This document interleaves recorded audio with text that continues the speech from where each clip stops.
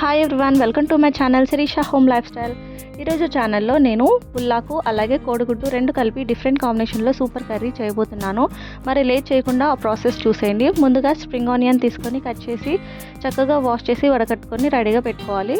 అలాగే కారానికి తగ్గట్టుగా పచ్చిమిర్చి కూడా తీసుకోవాలి.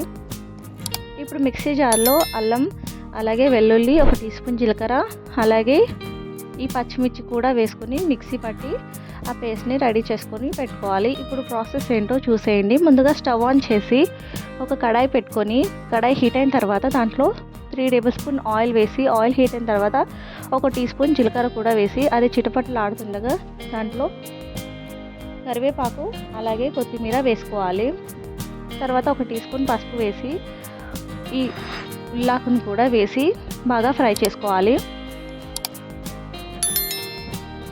ఇలా మొత్తం అంతా బాగా కలుపుకోవాలి.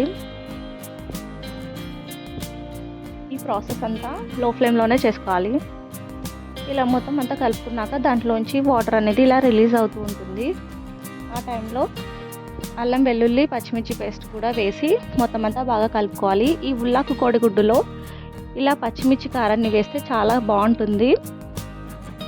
అన్నం చపాతీలోకి అద్దిపోతుంది. తప్పకుండా వేయండి. పచ్చిమిర్చి కారాన్ని వేసి దాన్ని కూడా ఫ్రై చేసుకున్నాక టేస్ట్కి తగ్గట్టుగా సాల్ట్ వేసుకోవాలి. దీంట్లో నేను 1 టీ స్పూన్ సాల్ట్ వేసి కలుపుకొని మూత పెట్టి కాసేపు ఫ్రై చేసుకోవాలి.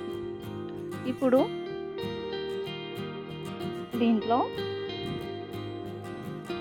ఒకదాని తర్వాత ఒకటి ఎగ్స్ వేసి వాటిని కూడా కుక్ చేసుకోవాలి. మనకి ఎన్ని ఎగ్స్ కావాలంటే అన్ని ఎగ్స్ ఇలా వేసి మూత పెట్టి కాసేపు కుక్ అయిన తర్వాత ఒక 5 మినిట్స్ తర్వాత వాటిని ఒకదాని తర్వాత ఒకటి టర్న్ చేసుకోవాలి. ఇలా టర్న్ చేసుకొని లాస్ట్గా ధనియా పౌడర్ కూడా వేసుకొని ఇంకా సర్వ్ చేసుకోవడమే. ఇది వేడి వేడి అన్నంలోకి అలాగే చపాతీ రోటీ దేంట్లోకైనా చాలా బాగుంటుంది. ఈ వీడియో నచ్చితే తప్పకుండా లైక్ చేయండి, కామెంట్ చేయండి, షేర్ చేయండి. కొత్తగా చూస్తున్న వాళ్ళు మన ఛానల్ని సబ్స్క్రైబ్ చేసుకోండి. Thank you for watching. Thank you for your time.